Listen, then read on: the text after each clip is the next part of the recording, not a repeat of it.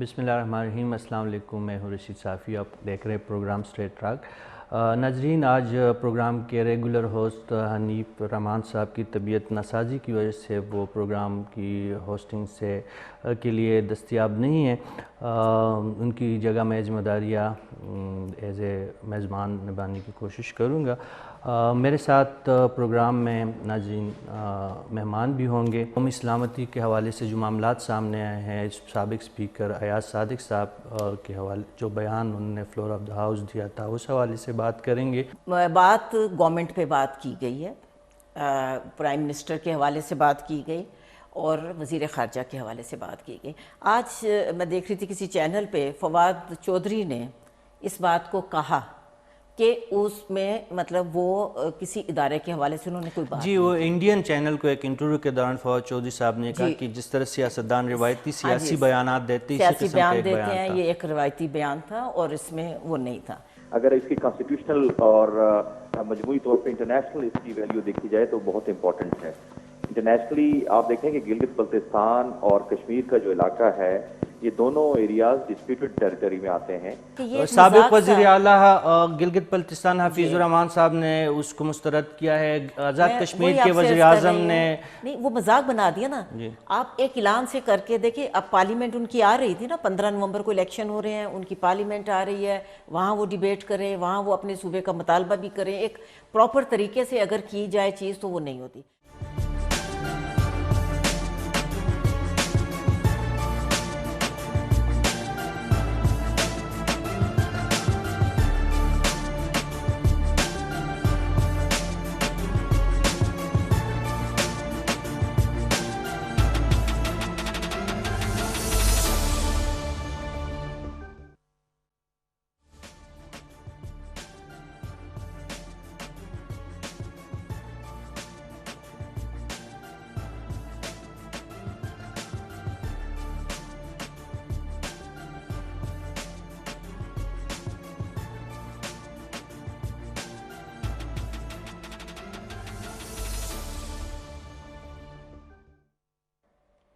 बिस्मिल्लाहिर्रहमानिर्रहीम। अस्सलाम वालेकुम। मैं हूँ रशीद साफ़ी। आप देख रहे हैं प्रोग्राम स्ट्रेट ट्रैक। नाजरीन, आज प्रोग्राम के रेगुलर होस्ट हनीफ रहमान साहब की तबीयत नासाजी की वजह से वो प्रोग्राम की होस्टिंग से के लिए दस्तयाब नहीं है।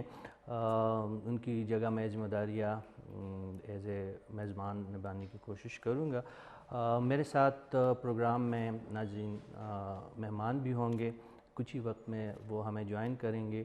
आज जो मौज़ूआत हमारे सामने मौजूद है वो बहुत ही जिसको कहते हैं कि अहम है और हम बात करेंगे कौमी सलामती के हवाले से जो मामलात सामने आए हैं, साबिक़ स्पीकर अयाज सादिक साहब के हवाले जो बयान उन्होंने फ्लोर ऑफ द हाउस दिया था, उस हवाले से बात करेंगे। इसके साथ साथ हम ये भी डिस्कस करेंगे कि फवाद चौधरी साहब ने जवाबन जो ख़िताब किया था फ्लोर ऑफ द हाउस, उस हवाले से भी हम जानने की कोशिश करेंगे, अपने मेहमानों से भी और अपना तजिया देने की भी कोशिश करेंगे। और इसके साथ साथ हमारे सामने और भी मौज़ूआत मौजूद है। काबुल में एक हमला हुआ है काबुल यूनिवर्सिटी में, जिसमें 20 शहीद नौजवान तालिब इल्म शहीद हुए हैं। और इसी तरह वज़ीर आज़म पाकिस्तान इमरान ख़ान साहब ने गुज़िश्ता दिनों गिलगित बल्तिस्तान को अबूरी सूबा देने का जो ऐलान किया था, उस पर भी हम गुफ्तगू करेंगे। और हम नहीं भूले हैं PDM के जो तहरीक है, उस हवाले से भी गुफ्तगू होगी। खुसूसी तौर पर हम ये भी देखेंगे कि बिलावल भुट्टो ज़रदारी साहब जो इस वक्त गिलगित बल्तिस्तान में इंतखाबी मुहिम में जहाँ पे वो मौजूद है, काफ़ी सरगर्मियाँ हैं उनकी, उस हवाले से भी हम गुफ्तगू करेंगे।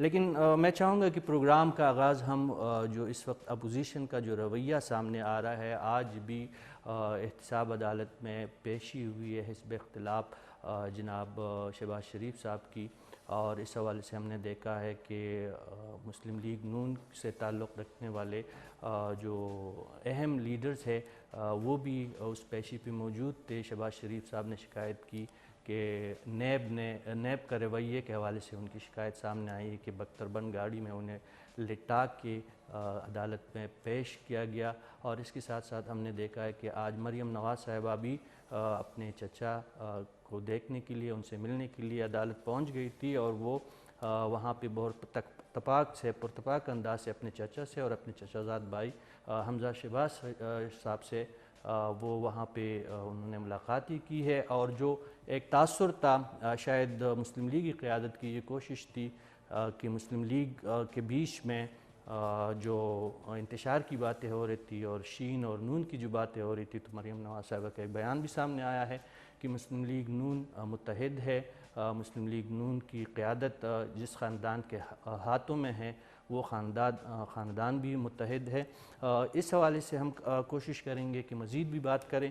مختصراً ناظرین ہم آپ کو بتانا چاہیں گے کہ وزیر اعظم پاکستان نے گزشتہ دن جب دورہ گلگت بلتستان کے موقع پر عبوری صوبے کا ایک سٹیٹس دیا ہے گلگت بلتستان پہ، تو اس پہ ملا جلا رد عمل سامنے آیا ہے۔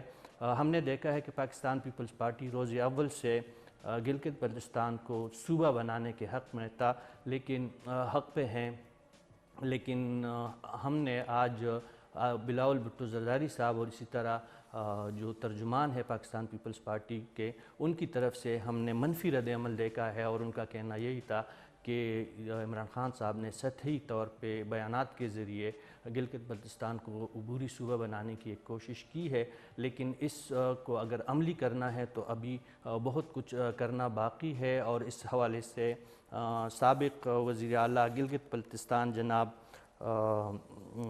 گلگت بلتستان کے سابق وزیر اعلیٰ جو ہیں ان کا بیان بھی بہت اہمیت کا حامل ہے۔ حفیظ الرحمان صاحب کا بیان جو سامنے آیا ہے، انہوں نے بھی کہا ہے، یہ مطالبہ کیا ہے کہ اگر حکومت سنجیدہ ہے گلگت بلتستان کو صوبہ بنانے میں تو اس کے لیے آئینی ترامیم کرنی چاہیے، یعنی آئین پاکستان میں ترامیم ضروری ہے۔ اور واقعی حفیظ الرحمان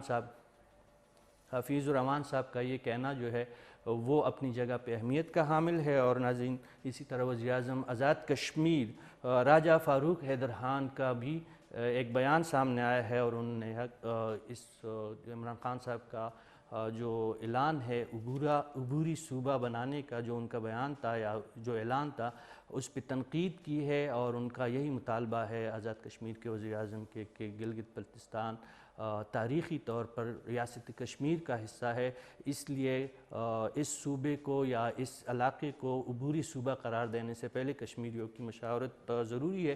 اس حوالے سے ہم مزید جاننے کی کوشش کریں گے۔ ہمارے ساتھ سینئر صحافی آصف علی بٹی صاحب موجود ہیں، ہم جاننا چاہیں گے کہ بٹی صاحب کا اس حوالے سے کیا موقف ہے۔ بٹی صاحب جی صاحب السلام علیکم۔ السلام علیکم، آپ میری آواز سن رہے ہیں؟ جی آپ کی آواز آ رہی ہے مجھے۔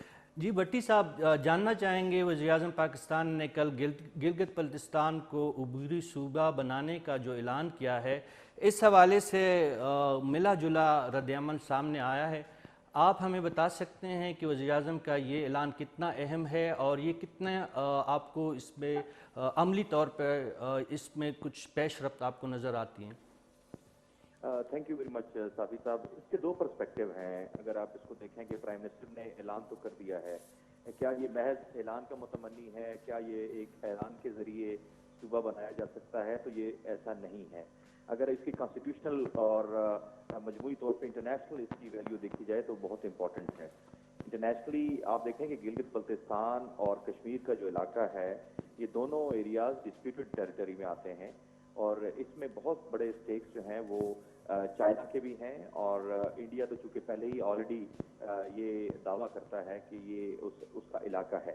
لیکن ہمیں یہ بات ضرور ذہن میں رکھنی چاہیے کہ وہاں پر اب تک جو لیجسلیشن ہم نے نہیں کی ہے، وہاں اس ٹیریٹری کو پاکستان کا حصہ ڈکلیئر نہیں کیا ہے، چاہے وہ آزاد کشمیر ہو یا گلگت بلتستان ہو، ان کو پروونسز ہم ڈکلیئر نہیں کر سکے ہیں۔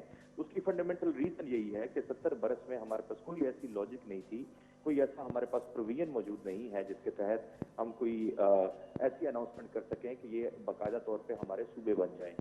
جہاں تک آپ نے سوال کیا کہ پرائم منسٹر کا اعلان جو ہے وہ رسمی ہے یا اس کی کیا امپلیکیشنز ہوں گی، یہ بہت امپورٹنٹ ہے کہ اس کے اوپر بہت سارے سوالات اٹھ سکتے ہیں، اور چونکہ جو بھی ڈسپیوٹڈ ایریاز ہوتے ہیں صافی صاحب آپ اچھی طرح جانتے ہیں کہ ان کے حوالے سے یونائٹڈ نیشن جنرل اسمبلی کی قراردادیں موجود ہیں، اور مختلف وقتوں میں اس پر بات چیت بھی ہوتی رہی ہے۔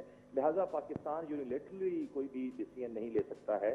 اس کے لیے اسے باقاعدہ طور پر انٹرنیشنلی موو کرنا پڑے گا, اور پلس میں پاکستان کے اندر اگر آپ آئین سازی کے ذریعے اس کو ملانے کی کوشش کریں گے تو یہ زیادہ مشکل ثابت ہو سکتی ہے. اور عمران خان صاحب کا یہ جو بیان ہے اس کو محض ہم ابھی بیان کے طور پہ ہی لے سکتے ہیں, وہ ایک دعویٰ کر سکتے ہیں, لیکن میرا خیال ہے کہ اس کے زمینی حقائق مختلف ہیں اور اس پر امپلیمنٹیشن نہ ہونے کے برابر ہے. جی بٹی صاحب, ایک دوسرا موضوع جو گلگت بلتستان میں آج کل بہت زیادہ اس پہ غور ہو رہا ہے یا بہت زیادہ نمایاں ہے, آپ کو علم ہے کہ بلاول بھٹو زرداری صاحب وہاں پہ موجود ہے, ایک بھرپور انتخابی مہم میں مصروف ہے.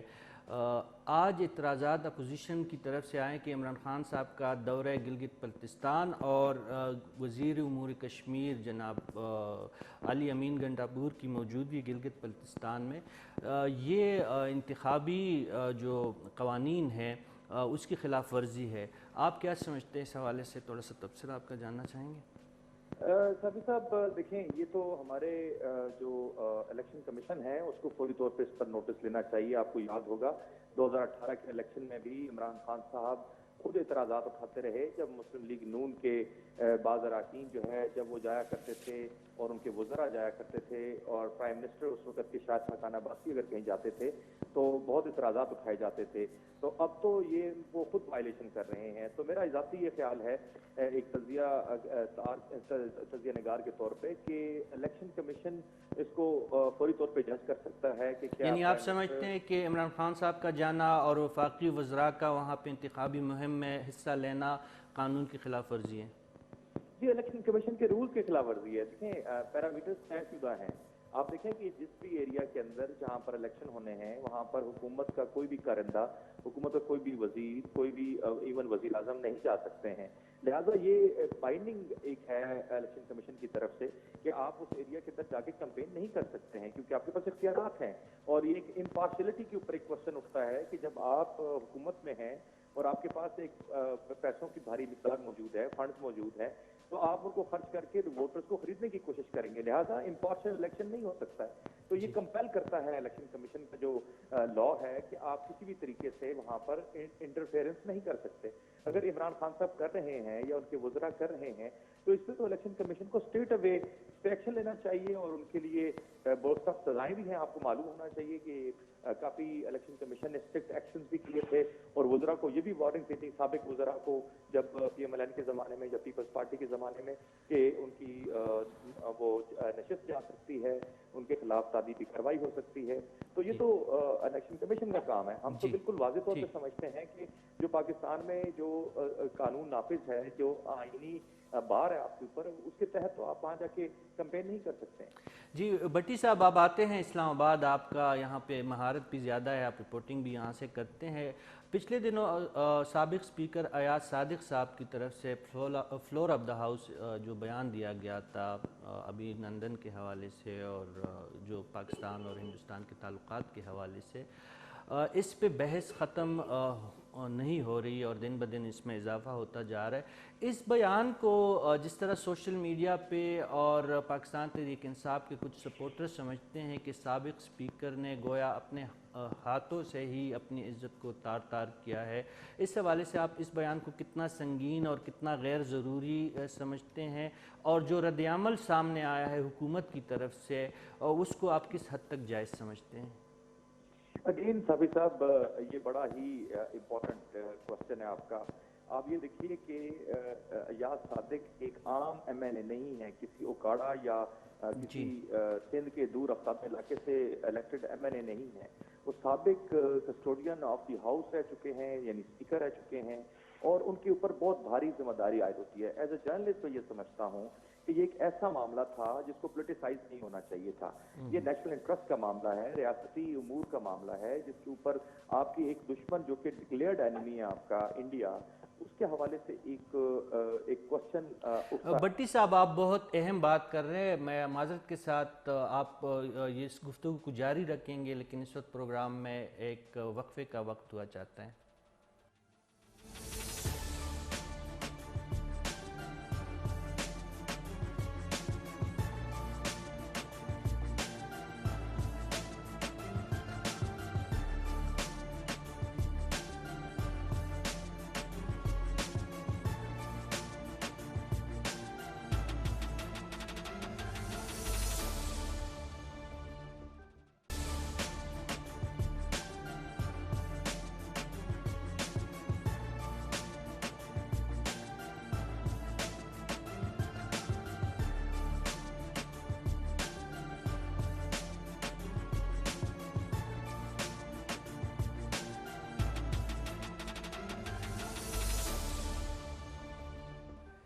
ویلکم بیک ناظرین، وقفے کے بعد ہمیں جوائن کیا ہے اسٹوڈیو میں سینئر صحافی فوزیہ شاہد صاحبہ نے.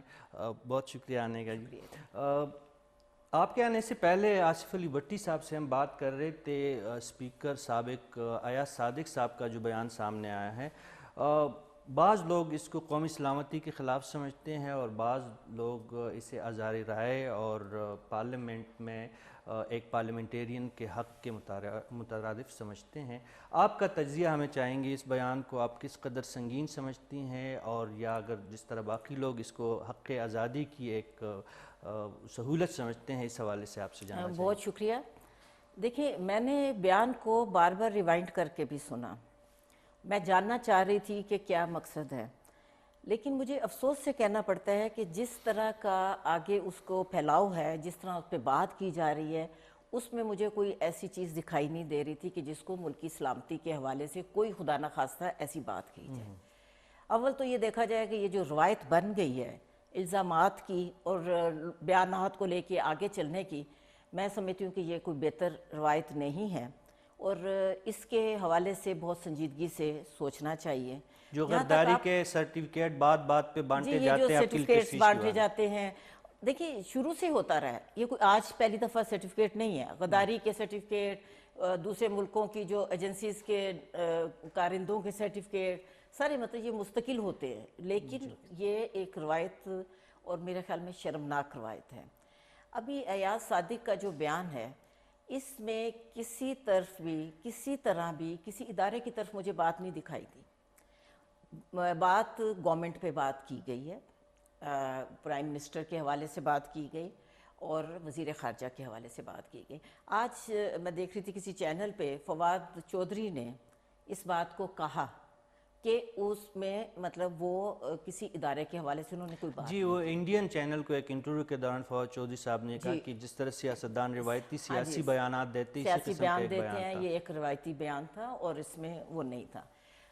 ایک سینسیبل بات ہے، بجائے اس کے کہ آپ کسی دوسرے چینل میں کسی جا کے اور اس کو اس طرح آگے پھر اپنی ایک، آپ لوگ تو سیاست کو دشمنی بنا رہے ہیں نا، تو دشمنی بنانے والی بات نہیں ہوتی. میں ذاتی طور پہ سمجھتی ہوں کہ پارلیمنٹ، ظاہر ہے کہ اگر وہاں کوئی بات ہے، پارلیمنٹ کو ہی ڈیسائیڈ کرنا چاہیے. پارلیمنٹ میں ہی جو ہے، ہم روز دیکھتے ہیں کوئی لفظ بولا جاتا ہے تو اس کو جو بھی اسپیکر ہوتا ہے حذف کر دیتا ہے. کوئی ایسا پرابلم نہیں ہوتا. اگر کوئی ایسا ہوتا ہے تو اسپیکر کی بھی ذمہ داری ہوتی ہے. اور آپ جس طرح فرما رہی ہیں کہ خود سابق اسپیکر تھے تو ان کو ایاز سب صادق رولز اور ذمہ ساری دار چیزوں عہدے کا پہ زیادہ رہے علم تھا. ہیں. آپ سے مزید جاننا چاہیں گے، لیکن اس وقت ہمارے ساتھ موجود ہیں ان کے سینئر صحافی آصف علی بھٹی صاحب. آپ کی گفتگو وقفے سے پہلے وہ ادھوری رہ گئی تھی. آپ سے مزید جاننا چاہیں گے. فوزیہ بی بی تو کہہ رہی ہے کہ یہ ایک حق آزادی کا ایک سہولت کا استعمال کیا ہے ایاز صادق صاحب نے، اور ایسی کوئی بری بات انہوں نے نہیں کہی. آپ سے جاننا چاہیں گے، D G I S P R نے خصوصی طور پہ تذکرہ کیا، اگرچہ نام ایاز صادق صاحب کا انہوں نے نہیں لیا، بابر افتخار صاحب نے، لیکن ان کا یہی کہنا تھا کہ اس قسم کے بیانات قومی سلامتی کے منافی ہوتے ہیں. صافی صاحب، میں نے بات کے آغاز میں کہا تھا کہ اس کے دو پہلو ہیں. ایک تو امپورٹنٹ یہ ہے کہ جو کچھ بھی ایاز صادق صاحب نے کہا فلور آف دی ہاؤس، اس میں کوئی شک نہیں ہے کہ حق آزادی بھی حاصل ہے، پاکستان میں ایک جمہوریت بھی ہے، چاہے وہ کتنے کی نام نہاد ہی کیوں نہ ہو، لیکن جمہوریت ہے. اس کے بعد اگلا معاملہ تھا ایاز صادق صاحب کی کینڈیڈیچر کا، کہ وہ ایک عام ایم این اے نہیں ہے، ایک عام الیکٹڈ رکن اسمبلی نہیں ہے، بلکہ سابق اسپیکر نیشنل اسمبلی رہ چکے ہیں. ان کے اوپر جو ذمہ داری عائد ہوتی ہے وہ بڑی بھاری ہے. ایشو یہ ہے کہ اس کا جو ایک پہلو ہے وہ یہ ہے کہ کیا ایاز صادق صاحب کو اس معاملے پر بات کرنے کی ضرورت تھی؟ اگر یہ حق آزادی استعمال کرنا ہے تو پھر تو بہت سارے معاملات ہیں جن کے اوپر آپ نے کبھی بات نہیں کی. آپ حکومتوں میں بھی رہے تب بھی آپ نے بات نہیں کی، جب آپ اسپیکر تھے تب بھی آپ بات نہیں کرتے تھے. آپ کے پاس آپشنز ہوا کرتے تھے جب آپ کی حکومت تھی کہ آپ وزارت خارجہ سے پوچھتے، وزارت دفاع سے پوچھتے کہ یہ معاملات کیا ہیں جن کے اوپر پاکستان اور انڈیا کے درمیان کنفلکٹ पैदा होते हैं और उनकी रेजोल्यूशन के लिए बटी क्या साहब, किया आप दुरुस्त फरमा रहे हैं कि इस किस्म के लेकिन हसास दूसरा मामलात पहलू को साथ ही छेड़ने की साथ ज़रूरत ही नहीं थी। मैं आपसे ये जानना चाहूँगा, चले वो अपोजिशन का एक हम उनको एक मार्जिन दे देते हैं कि अयाज सादिक साहब इस वक्त अपोजिशन की जमात से उनकी ताल्लुक़ है, अपोजिशन की एक बड़ी जमात से उनका ताल्लुक़ है और उनका गुस्सा या उनकी फ्रस्ट्रेशन एक फितरी अमर है जो इस वक्त उनके कायदीन के साथ या उनकी जमात के साथ जो कुछ हो रहा है। फवाद चौधरी साहब ने अगले दिन जो पुलवामा की पूरी जिम्मेदारी फ्लोर ऑफ द हाउस ले ली, तो इस किस्म की जो सरकारी सतह पे अगर इस तरह की गलतियां होती है या इस किस्म के वाक़यात सामने आते हैं तो ज़्यादा संगीन नहीं है भट्टी साहब आपकी नज़र में?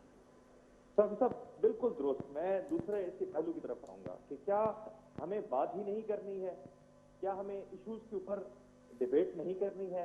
क्या जो मैंने कहा पहले जुमले में कि जमहूरियत है मुल्क के अंदर, चाहे वो जितनी भी मौजूद है, जितनी भी आज़ादी है, लेकिन आज़ादी तो है, तो बोलना तो है आपने। और उसके हवाले से जो कुछ भी अयाज सादिक के ऊपर कीचड़ उछाला गया, मेरे ख्याल में वो नामुनासिब तरीका था जो कि हुकूमती अराकीन की तरफ से, उनके तर्जुमानों की तरफ से वो किया गया, कहा गया, बोला गया, जुमलेबाजी की गई और उनके पोस्टर लगाए गए। वो देखिए हमारे यहाँ ये सियासत को मेरे ख्याल में ज्यादा गहना रहा है इस हुसन को। जहां तक आपने कहा कि अगले दिन वजीर साहब बोल पड़े, तो डेफिनेटली इससे बड़ी क्या गलती हो सकती है? एक जिम्मेदार वजीर जो है, अगर उनको पुलवामा के डिफरेंस में और पुलवामा और जो कुछ हुआ उस दिन वाकया पेश आया जिस एरिया में पाकिस्तान को अटैक किया गया, उसके दरमियान में अगर वो फर्क नहीं कर सकते हैं तो फिर किस चीज में फर्क कर सकते हैं? वो साइंस एंड टेक्नोलॉजी के वो तो वजीर हैं और उनके पास बड़ी भारी जिम्मेदारी है और वो तो साइंस के तमाम वो फार्मूले जिनसे HO2 जो है उसकी जगह पर अगर 2 आगे पीछे कर दिया जाए तो वो तो पानी बनने का फार्मूला ही खत्म हो जाएगा। तो मेरे ख्याल में तो उन्हें ज्यादा सेंसिटिव होना चाहिए और उनकी जो गुफ्तगू थी मेरे ख्याल में वो ज्यादा डैमेजिंग साबित हुई है पाकिस्तान के लिए, क्योंकि वो एक वफाकी वजीर हैं और असेंबली के फ्लोर पर कह रहे हैं और भारत ने जिस तरह उसको उठाया है उससे पाकिस्तान के नैरेटिव को काफी नुकसान पहुंचा। जी बहुत शुक्रिया भट्टी साहब।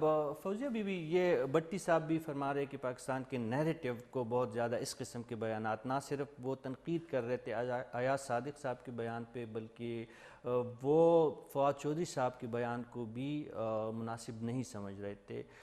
ये क्या हुआ है अचानक हमारी सियासतदानों को कि कौमी सलामती के मामलात को वो सर बाज़ार लेके आए हैं? क्या फ्रस्ट्रेशन है? चले मुस्लिम लीग नून की बात मैंने जिस तरह भट्टी साहब से जानने की कोशिश की, आपके सामने भी यही सवाल है कि हुकूमत के सफ़ों में बेचैनी या उनकी जो इस किस्म की ये इश्तियाल अंगेज़ बयानात जो अपने सियासी हरीफों के ख़िलाफ़ तो देते ही हैं, जब ये पुलवामा का जिक्र जो फवाद चौधरी साहब ने किया है, ये सिलसिला कहाँ जाके रुकेगा? देखिए मेरा अपना भी यही ख्याल है और मैंने पहले दिन से, जिस दिन ये बात हुई थी, तो मैंने उस दिन ही कहा था कि इन्होंने अपने दुश्मन को एक बहुत बड़ा फील्ड दे दिया जो फवाद चौधरी का बयान था। और आपने देखा उसी दिन फवाद चौधरी के बयान पे कुछ मैंने ग्रुप्स में भी देखा और वहाँ के इंडिया के टीवी जो देखे तो फौरी तौर पे इंडिया के मीडिया ने इसको धमाका खेज इंकशाफात का नाम दिया। नहीं, उन्होंने ये कहा कि उन्होंने एतराफ़ कर लिया कि वो हमारा जो पॉइंट ऑफ व्यू था और वो बड़ा क्लियर था। वो अयाज सादिक साहब का बयान पस मंजर में चला गया और फवाद चौधरी साहब के बयान को ज्यादा अयाज सादिक के बयान में कहीं भी हमारी फोर्सेस की तरफ इशारा नहीं था। वो वाज़े तौर पे बात कर रहा था कि प्राइम मिनिस्टर ने उस मीटिंग में आना था और प्राइम मिनिस्टर ज़ाहिर तशरीफ़ नहीं लाए और वो जो मिनिस्टर फॉरेन अफेयर्स हैं वो आए और उन्होंने कहा कि ये कोई 9 बजे बड़ा हो जाएगा कोई अटैक, तो इसलिए हमें फ़ौरन रिलीज़ करना है। अब इसमें कहीं जब आपकी गवर्नमेंट है तो इसमें फोर्सेस कहाँ से आ गई? आपकी गवर्नमेंट कौन है? आपका फॉरेन मिनिस्टर है, आपका जो है वो जाहिर है कि आपका प्राइम मिनिस्टर है। एक तो ये मेरा ख्याल है कि उसको थोड़ा सा मेरी समझ में नहीं आया कि गवर्नमेंट की तरफ से इसको क्यों गलत माने पहले दिन दिए गए, जिसके हत्ता कि फवाद चौधरी ने इंडियन चैनल्स पे भी ये कहा कि अयाज सादिक साहब ने कहीं पे भी आर्मी चीफ का या आर्मी का जिक्र नहीं किया। मैंने वो बिल्कुल वही मैं आपसे कह रही हूँ कि फवाद चौधरी खुद एक्सेप्ट कर रहे हैं, लेकिन वो क्यों कहाँ से बात आई और सोशल मीडिया पे फैल गई और फौरी तौर पे गद्दार आ गया। फिर आप ये देखिए कि आर्टिकल 6 की भी बातें होने लग गई।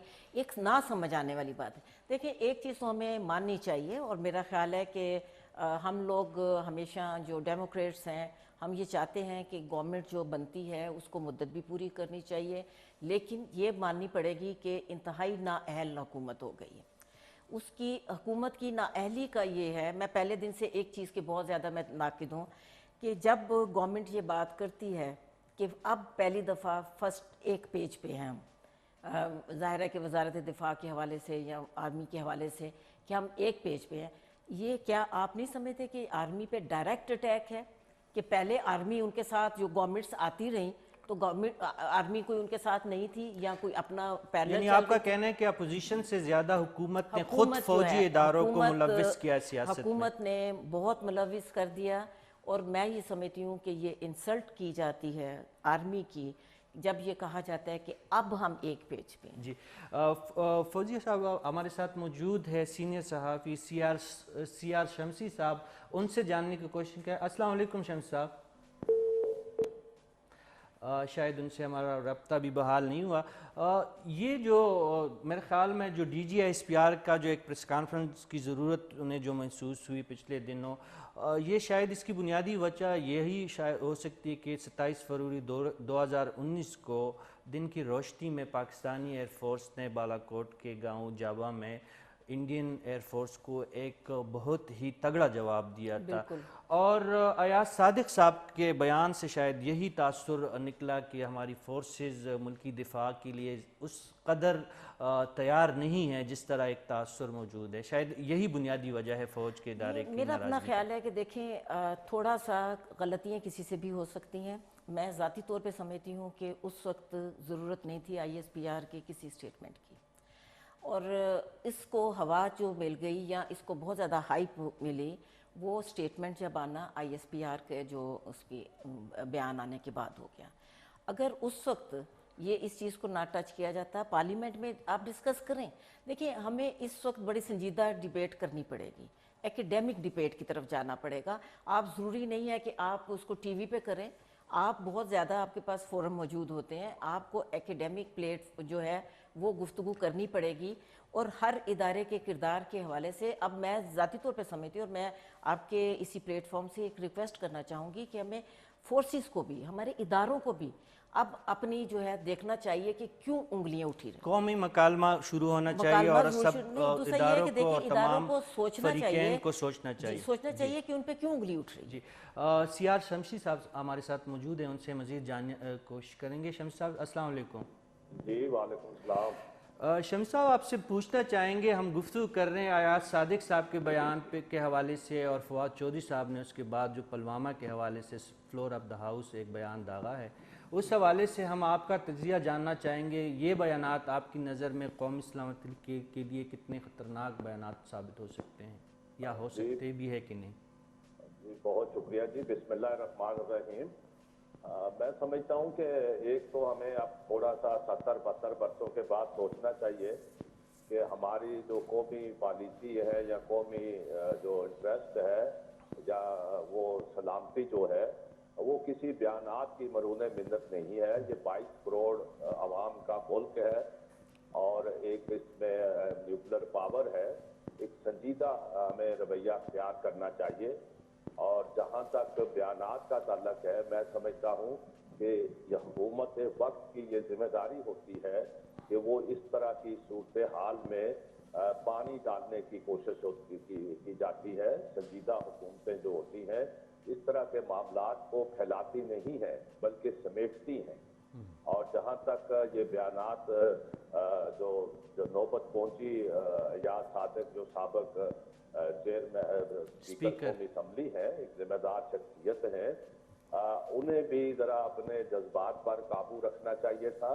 اگرچہ وہ اپنے دانست میں انہوں نے جو بات کی ہے وہ کسی ادارے کے بارے میں بات نہیں کی، وہ انہوں نے وزیر خارجہ جو خود ایک الیکٹڈ شخصیت ہے اور بران پارلیمنٹیرین ہیں، ان دونوں کی آپس کی وہ گفتگو ہے، اور اس کا جواب بھی جو بنتا تھا وہ وزیر خارجہ کو دینا چاہیے تھا، یا اسپیکر جو ہے قومی اسمبلی، ان کو اگر وہ الفاظ غیر مناسب لگے تھے تو ان کے پاس اختیار ہوتا ہے کہ وہ ان لفظوں کو کارروائی سے حذف کرتے تھے۔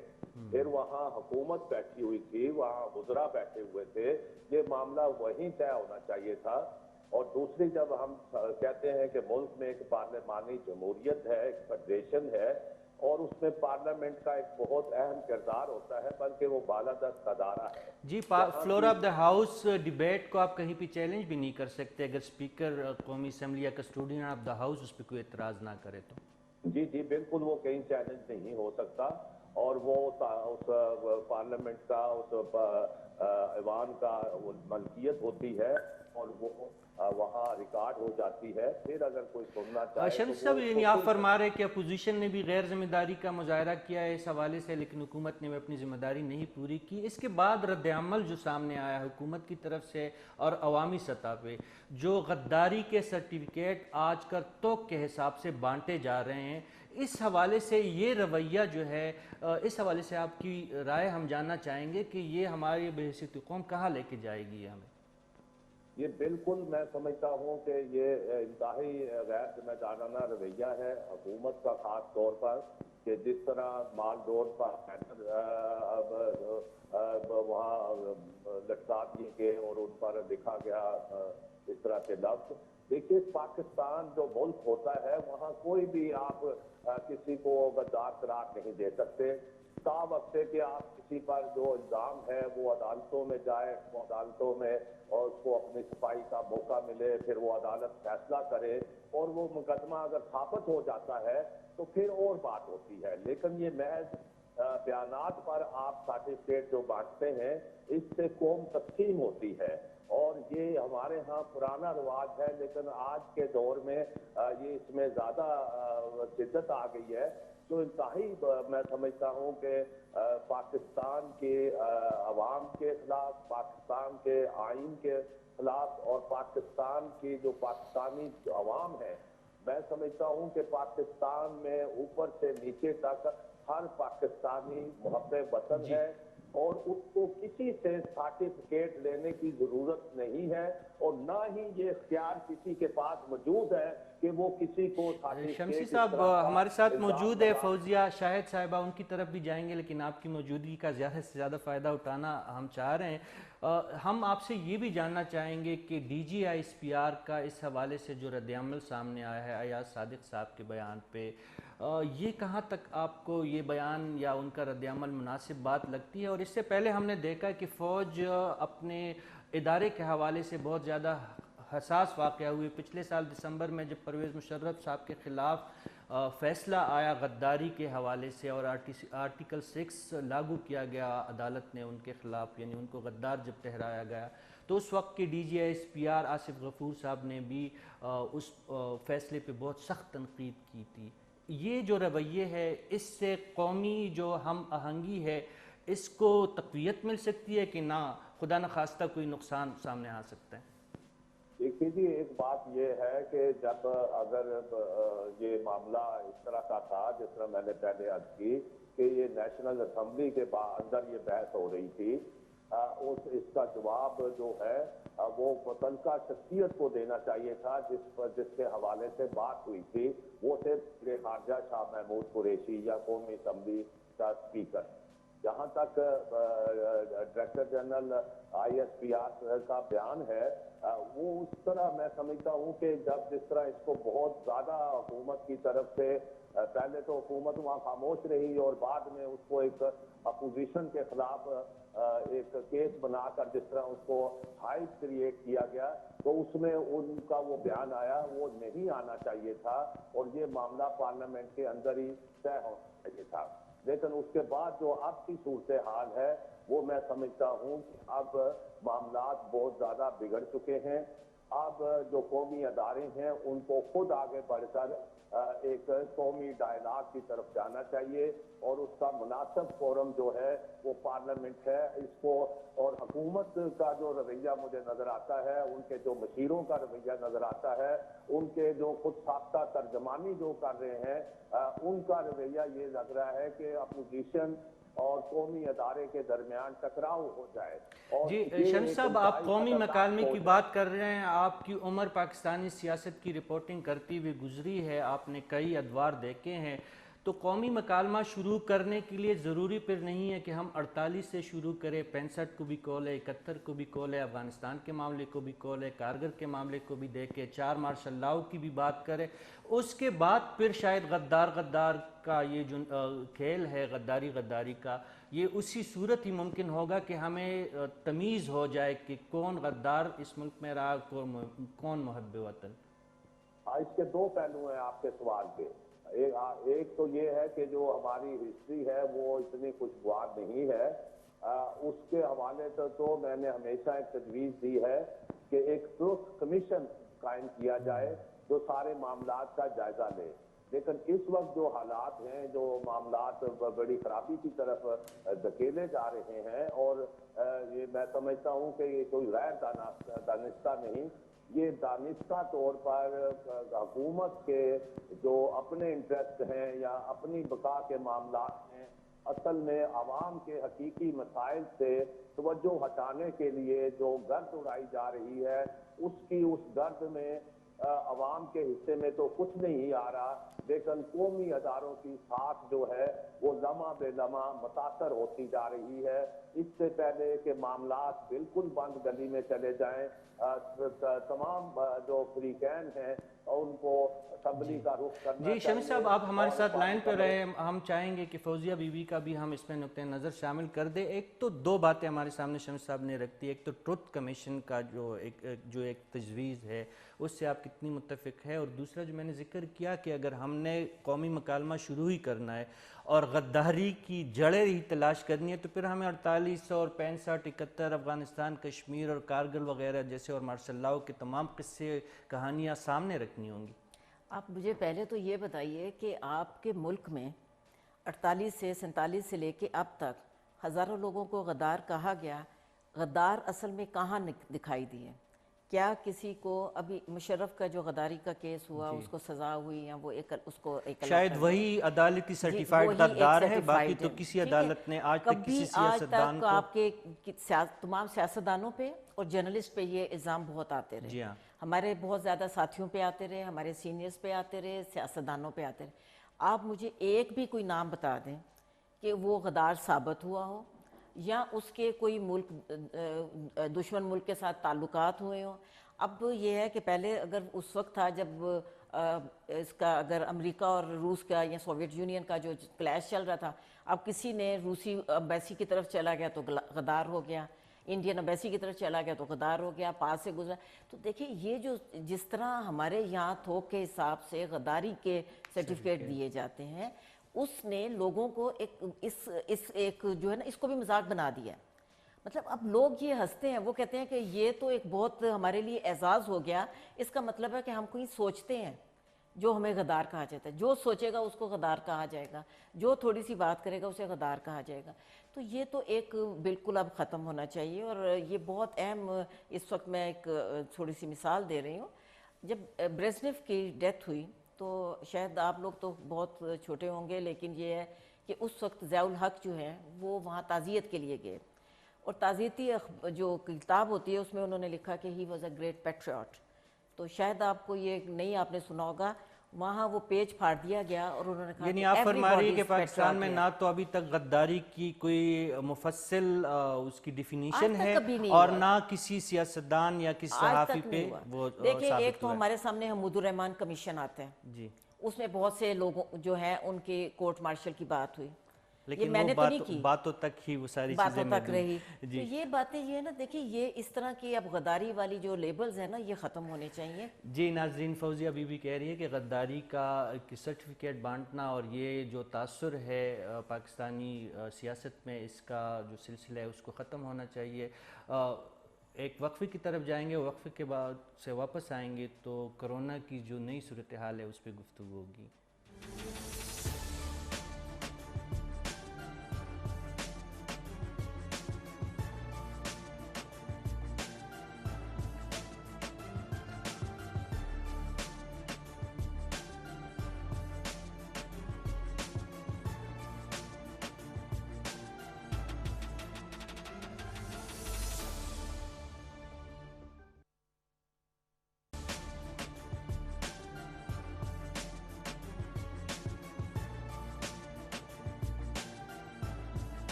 ویلکم بیک سی آر شمسی صاحب، آپ سے جاننا چاہیں گے، آپ نے کل سنا ہوگا عمران خان صاحب سے آپ کی یہی شکایت ہے کہ حکومت عملی اقدامات نہیں کرتی.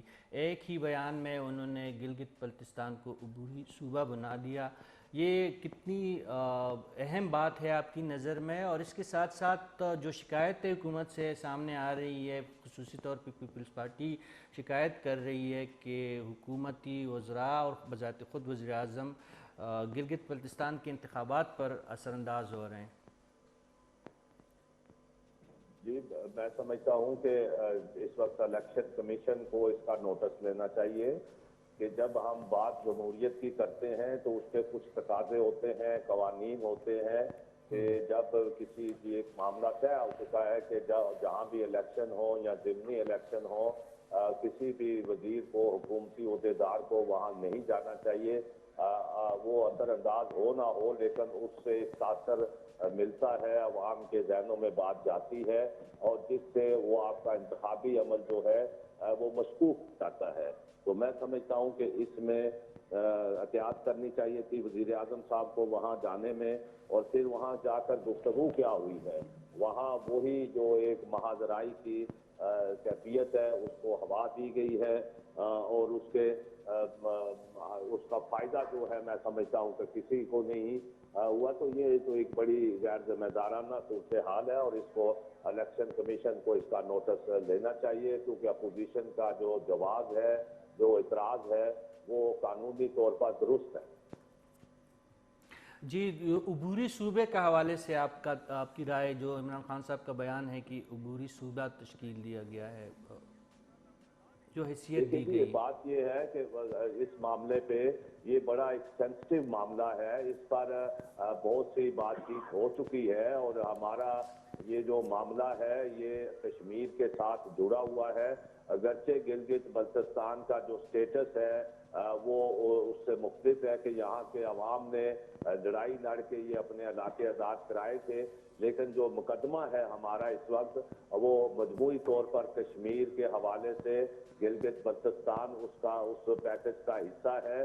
تو ہمیں احتیاط کرنی چاہیے، ہمیں وہ غلطی نہیں دہرانی چاہیے جو نریندر مودی نے کی ہے کہ یک طرفہ طور پر اس کو مقبوضہ کشمیر کے سٹیٹس کو ختم کیا گیا ہے، جس سے مقبوضہ کشمیر میں پہلے ہی بہت اذیتناک صورتحال ہے. ہم چاہتے ہیں کہ ہمارا گلگت بلتستان کے عوام کو جو ان کے حقوق ہیں وہ ملیں، اور اس معاملے میں پارلیمنٹ موجود ہے، وہاں اس پہ ڈسکس کی جائے، تمام پہلوؤں کا جائزہ لیا جائے، اس کے روشن اور تاریخ پہلوؤں پر بات کی جائے تاکہ ہم ایک ذمہ دارانہ کردار ادا کرتے ہوئے. بہت شکریہ شمسی صاحب آپ کا وقت دینے کا، ہم سے بات کرنے کا. فوزیہ بی بی، یہ کرونا کے موضوع پہ ہم جانا چاہیں گے کیونکہ ایک دوبارہ ایک نیا سلسلہ لہر شروع ہو چکی ہے، لیکن اس سے پہلے جس طرح میں نے شمسی صاحب سے جاننے کی کوشش کی، عمران خان صاحب نے جو کل اعلان کیا گلگت بلتستان کو عبوری صوبہ کی حیثیت دینے کا جو بیان ہے، اس بیان کو آپ کتنا اہم سمجھتی ہیں؟ اور اس کے ساتھ ساتھ جو وہاں پہ شکایات حکومت سے جو سامنے آ رہی ہے کہ انتخابات جو ہو رہے ہیں گلگت بلتستان میں، اس میں حکومتی مشینری استعمال ہو رہی ہے. دیکھیں، ایک تو میری سمجھ میں ایک بات نہیں آئی، یہ جو پارلیمنٹ گلگت بلتستان کی ہے اس کو 10 سال ہو گئے، اور یہ مین پرابلم جو ہے وہ اسی وقت سالو ہونا چاہیے تھا. الیکشن اناؤنس ہونے کے بعد پوری طور پہ جو صوبے کا یہ کیا گیا، میرے خیال میں یہ الیکشن سٹنٹ تو بالکل ٹھیک تھا. الیکشن میں آپ اپنے جو بھی ہے ووٹ لینے کے لیے سب کچھ وہ کریں، لیکن اتنی تیزی سے یہ کرتے ہوئے اعلان کرنا لیکن جو اس ہے، کا جگہ ہسائی کا ایک سلسلہ میں شروع ہوا ہے وہی نا. عرض کر رہی کہ یہ ایک سابق مذاق وزیر سا، اعلیٰ گلگت بلتستان حفیظ الرحمان صاحب نے اس کو مسترد کیا ہے. آزاد میں کشمیر وہی کے آپ سے وزیر عرض کر اعظم رہی نے ہوں، نہیں وہ مذاق بنا دیا نا. آپ ایک اعلان سے کر کے دیکھیں، اب پارلیمنٹ ان کی آ رہی تھی نا، 15 نومبر کو الیکشن ہو رہے ہیں، ان کی پارلیمنٹ آ رہی ہے، وہاں وہ ڈیبیٹ کریں، وہاں وہ اپنے صوبے کا مطالبہ بھی کریں. ایک پراپر طریقے سے اگر کی جائے چیز تو وہ نہیں ہوتی. آپ ایک جلسے میں جاتے ہیں اور آپ اعلان کر دیتے ہیں، تو اس کا ہمیشہ یہ اس طرح کی میرے خیال میں وہ جو ہے نا بونس ہو جاتا ہے. اس طرح کے اعلان جو ہوتے الیکشن ہیں وہ کمیشن آف پاکستان کو خصوصی طور پہ جو حکومتی ابھی اس مشینری کے میں استعمال کے الزامات تھے اس کے ابھی حوالے دیکھیے سے نا، حرکت ابھی میں آنی چاہیے. پیپلز پارٹی نے ایک کل بھی لیٹر لکھا تھا اور میرے خیال میں ایک روز قبل بھی لکھا، جس میں ایک وزیر صاحب کے حوالے سے بھی کیا ہے کہ وہ پیسے بانٹ رہے ہیں یا جو بھی اس طرح کی وہاں لالچ دے رہے ہیں. پرائم منسٹر کے حوالے سے بھی دیا. تو یہ کیا ہوگا؟ اس میں جو فضا بڑی اچھی طرح جو بھی کمپین چل رہی تھی آپ اس کو آلودہ کر رہے ہیں. آپ یعنی الیکشن کمیشن اگر چاہے تو اس وقت پری پول ریگنگ کے جو الزامات اگر ہیں اس کو الیکشن کمیشن چاہے تو بالکل کر سکتا ہے. الفاظ جو ہیں وہ بہت واضح طور پہ ریگنگ کیے ہیں. مطلب آپ کہیں بھی جا کے کہتے ہیں جتنے ووٹ ہوں گے اتنے اس سے زیادہ ہم اس علاقے کو پیسہ دیں گے. ٹھیک. فوزیہ بی بھی آپ سے بات ہوگی، لیکن اس وقت ہمارے ساتھ موجود ہے ڈی ایچ او اسلام آباد زعیم ضیاء صاحب. ان سے جاننے کی کوشش کریں گے کہ اس وقت کرونا کی جو صورتحال بنی ہوئی ہے، جو نیا لہر آیا ہے، اس حوالے سے ہم مزید بات کریں گے ان سے. السلام علیکم سر. جی شکریہ. السلام علیکم. آپ سے جاننا چاہیں گے جی، یہ کرونا کی جو ایک نیا لہر اس وقت ہم محسوس کر رہے ہیں، اس حوالے سے جاننا چاہیں گے آپ سے کہ اسلام آباد اور پنڈی میں کیا صورتحال ہے اور ملک کی مجموعی سطح پہ کرونا کا مرض جو ہے واقعی بڑھ رہا ہے. جی بہت شکریہ. میں چونکہ اسلام آباد کو دیکھتا ہوں، as A T T Q کو میں ہیڈ کرتا ہوں اسلام آباد میں، تو میں اسلام آباد کے حوالے سے آپ کو بریف کروں کہ جی آپ کے پلیز. لوگوں کو بھی کہ اسلام آباد میں پچھلے 3-4 ہفتوں کے اندر جو سرج ہے وہ کیسز بڑھ رہے ہیں، اور ہم جو ہماری ٹیمیں ہیں ڈسٹرکٹ ہیلتھ آفس کی اور ministry of national health services کے انڈر میں اور این سی او سی کی گائیڈ لائنس کے مطابق ہم جتنے بھی اسکولس ہیں یا پھر ایئر لائنس کی جو موومنٹ ہے وہ اسلام آباد، جب مختلف علاقوں سے پیشنٹس اسلام آباد میں آتے ہیں ہم تمام کو کیٹر کرتے ہیں. اور جو سرج ہے وہ کسی حد تک تو حقیقت ہے، لیکن چونکہ اگر اس کو موازنہ کریں پچھلے جو مئی کے دوران جو سرج آیا تھا اس سے کافی بہتر ہے. اور اس میں فی الحال چونکہ جو ہمیں سچویشن نظر آ رہی ہے اس میں ہماری ٹیمیں جو ہیں وہ باقاعدہ اس کے اوپر سرویلنس کر رہی ہیں اور کانٹیکٹ ٹریسنگ کر رہی ہیں. تو ہم اپنا کام جو ہے احسن طریقے سے کرنے کی کوشش کر رہے ہیں اور لوگوں سے ہم اپیل کرتے ہیں کہ ایس او پیز کو فالو کریں تاکہ ہم اس کو کنٹین کر سکیں. زعیم صاحب، ہم یہ جاننا چاہیں گے کہ 1 سال قبل جب یہ وبا پوری دنیا میں پھیلی اس وقت تو دنیا کے لیے ایک اجنبی بیماری تھی. ایک تقریباً 12-13 مہینہ ہو چکے ہیں ہم اس بیماری کو پوری دنیا بھگت رہی ہے. کیا تجربہ ہم نے حاصل کیا ہے؟ کیا وہ کچھ استطاعت ہم نے حاصل کی ہے کہ اس بیماری سے بہتر انداز میں ہم لڑ سکیں؟ جی بالکل. دیکھیں شروع میں جب یہ آیا تو آپ نے دیکھا ہوگا کہ ہم چونکہ نئی وبا تھی تو اس دوران میں ہیومن ریسورس کے مسائل ہوتے تھے، جو ہمارے جنرل ادروائز ریسورس ہوتے ہیں ان کی ایشوز ہوتے تھے. کیونکہ ابھی جو ٹیمیں ہیں اسلام آباد کے اندر یا پھر تمام ملک کے اندر وہ ٹرین ہو چکے ہیں اور ان کی ٹریننگ کے بعد اب ان کو یہ پتا ہے کہ اس کو کیسے کنٹین کرنا ہے تو اس کے اوپر کام ہو رہا ہے. ایک اور چیز جو سپلائی اینڈ ڈیمانڈ کا مس میچ ہو رہا تھا شروع میں پرسنل پروٹیکٹیو اکوپمنٹ کے اوپر، وہ بھی اب اسٹریم لائن ہو گیا. تو میرے خیال میں اوور آل کافی جو ہے ریشورنگ سچویشن ابھی تک تو ہے، لیکن آنے والے وقتوں میں اس کا کچھ کہا نہیں جا سکتا کہ کس حساب سے بڑھے گا. رسپانس یعنی بیماری کی کوانٹم کو آپ دیکھتے ہوئے پھر اس وقت ہی بات کی جا سکے گی. ہم آپ سے اسلام آباد کی سطح تک جاننا چاہتے ہیں کہ اسلام آباد کے سرکاری ہسپتالوں میں اس وقت سہولیات کی کیا پوزیشن ہے؟ خدا نخواستہ یہ مرض اگر مزید بڑھتا ہے تو کیا سرکاری ہسپتال اور جہاں پہ جتنے بھی سرکاری طبی مراکز ہے اس مرض سے نمٹنے کے لیے کس حد تک تیار ہے؟ اس حوالے سے ہمیں آگاہ کریں. بالکل. چونکہ یہ پچھلے اس دوران میں کافی پروگریس بھی ہوئی ہے. آپ کو پتا ہوگا کہ اسلام آباد جو انفیکشن کا جو ہاسپٹل ہے وہ بھی تیار کیا. یہ ministry of national health services اور این سی او سی کے تمام جو ایفرٹس ہیں وہ اس کے اوپر ہیں اور بہتری کی سچویشن ہے. ابھی تک اسلام آباد میں جو ہے وینٹیلیٹرز کی یوٹیلائزیشن اتنی زیادہ ابھی کی صورتحال یہ ہے کہ زیادہ یوٹیلائز نہیں ہے، لیکن آنے والے وقتوں میں ضرورت پڑے گی. اس کے اوپر جو ہے وفاقی وزارت جو ہے national health services coordination regulation اس کے اوپر بھرپور طریقے سے کام کر رہی ہے. جی ہم آخری سوال ہم آپ سے یہ جاننا چاہیں گے کہ لاک ڈاؤن کی کیا صورتحال ہے؟ ہم نے نوٹس کیا ہے کہ اسلام آباد میں پنڈی میں جزوی طور پر لاک ڈاؤن کا سلسلہ دوبارہ شروع کر دیا گیا ہے. لارج سکیل پہ لاک ڈاؤن کا یعنی مکمل لاک ڈاؤن کے خدشات کس حد تک ہیں؟ دیکھیں پہلی بات تو چونکہ یہ جو آن گوئنگ پروسیس تھا ہم شروع سے لے کے ابھی تک اسی طرح سے منی مائکرو اسمارٹ لاک ڈاؤنس تو ہم لوگ کر رہے تھے. وہ ان دنوں میں بھی کر رہے تھے کہ جب کورونا کے کیسز کم آئے تھے تو ہم گھروں کو کوارنٹین جب کرتے ہیں تو ہم اس کو بھی لاک ڈاؤن ہی کہتے ہیں. माइक्रो लॉकडाउन जो है या स्ट्रीट बंद कर दी, ये चलता रहा है। लेकिन चूंकि इस वक्त जो प्रेवलेंस जो है इस्लामाबाद के अंदर एक्टिव केसेस की इतनी ज़्यादा नहीं है कि मेजर लॉकडाउन की तरफ जाया जा सके, लेकिन आने वाले वक्तों के ऊपर इसके ऊपर कुछ नहीं कहा जा सकता। अगर केसेस बढ़ गए तो हमें जो क्लियर गाइडलाइंस हैं एनसीयूसी की और ministry of social health services की, उसके मुताबिक हम स्कूल्स के अंदर जितनी भी सर्वेलेंस कर रहे हैं वहाँ पे 2 या 2 से ज़्यादा पॉजिटिव है तो हम स्कूल्स और यूनिवर्सिटीज़ को सील करते जा रहे हैं। जी, आपको इल्म होगा कि इन्फ्लुएंजा का सीज़न भी पिंडी इस्लामाबाद तो क्या पूरे पाकिस्तान में उस सीज़न का भी आगाज़ हो चुका है, ये कितनी ख़तरनाक बात है। और ये मज़ीद जानना चाहेंगे कि तालीमी इदारों के हवाले से वालिदैन बहुत ज़्यादा परेशान है और उन्हें समझ नहीं लग रही कि क्या तालीमी इदारे खुले रहेंगे कि नहीं, उसके हवाले से भी कोई प्लान है, उस बारे में भी हम मज़ीद जानना चाहेंगे आपसे। बिल्कुल, देखें मैंने आपको एक बात पहले थोड़ी देर पहले बताई कि जो हमारी टीमें जो है वो कंटिन्यूस सर्वेलेंस कर रही हैं, चेक रखते हैं कि जिस टाइम हमारी टीमों को ये लगे, सर्वेलेंस की टीमों को ये लगे कि ज़्यादा बढ़ रहा है, उस वक्त हम ज़रूर रिकमेंडेशन भेजेंगे। लेकिन इस सतह के ऊपर जो है वो चूँकि स्कूल्स के अंदर 1 या 2, 3, 4 के करीब पॉजिटिव आते हैं तो हम उसको उसी वक्त रिस्पॉन्ड करते हैं, कॉन्टेक्ट ट्रेसिंग करते हैं, उनको वहाँ से हटा के स्कूल मिनिमम 5 दिनों के लिए बंद करते हैं। जी, चूँकि ये यानी आपका कहना है ज़हीम ज़िया साहब के हालात कंट्रोल में हैं? बिल्कुल, अभी तक हालात जो है अंडर कंट्रोल है। सर थोड़ा सा है, इसका मतलब ये नहीं है कि हालात काबू से बाहर है। हम कंटिन्यूसली मॉनिटर कर रहे हैं और अगर कोई इस तरह की चीज़ होगी तो हम ज़रूर इंटीमेशन करेंगे। बहुत शुक्रिया ज़हीम ज़िया साहब, बहुत शुक्रिया। फौजी भी आपने ज़हीम ज़िया साहब की बात सुनी कि एक नया लहर इस वक्त दाखिल है और एक दूसरे फेज़ में है, इस बीमारी के साथ हम जी रहे हैं। आपका तज्ज़िया मुशाहिदा क्या है? आप नहीं समझती कि अवामी सतह पे बहुत ज़्यादा कैजुअल लिया गया है? हमने पहली लहर को भी इतना ज़्यादा संजीदा नहीं लिया था लेकिन इस वक्त बहुत ज़्यादा हालात। देखिए, शुरू में तो यहाँ संजीदगी का मुजाहरा किया गया, लेकिन ख़ुद ही फिर बाद में कहा मौसम के असरात और इस वजह से यहाँ नहीं है। लेकिन देखिए सूरत हाल ये है, जैसे भी आपने ये बहुत अहम सवाल किया कि इन्फ्लुएंज़ा बहुत ज़्यादा है।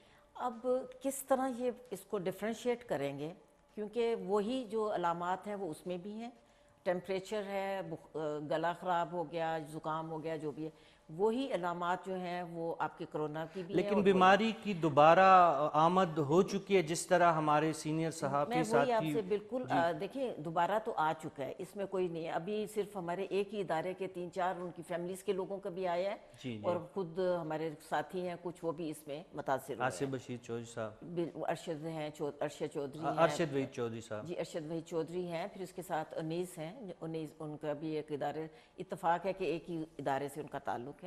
फिर इसके अलावा और इदारों में भी हमें एहतियात की ज़रूरत है। देखिए एहतियात के साथ साथ मैं एक बात ये ज़रूर कहूँगी कि देखिए ये बार बार ये कह देते हैं एहतियात ज़रूर की जाती है, लेकिन टीवी पे भी इश्तहार आते हैं, लेकिन प्लीज़ उसको जो उसकी सीरियस किस्म की जो उसकी संजीदगी का मुजाहरा करना, संजीदगी के साथ ये भी कि अलामात संजीदा क्या है। अब ज़्यादातर लोग कह रहे हैं ये फ्लू है, ठीक है, लेकिन वो बाद में पता चलता है कि ये एक्यूट शक्ल इख्तियार कर गया। जी तो बहुत शुक्रिया जी, बहुत शुक्रिया जी। नाजरीन, ये था आज हमारा स्ट्रेट टॉक का खुसूसी प्रोग्राम। हनीफ रहमान साहब जो इस प्रोग्राम के रेगुलर होस्ट है, बीमारी की वजह से आज वो इस प्रोग्राम को कंडक्ट नहीं कर सके। हम अपने तमाम प्रोग्राम में शामिल होने वाले तमाम मेहमानों का शुक्रिया के साथ आपसे इजाज़त चाहेंगे। अल्लाह हाफ़िज़।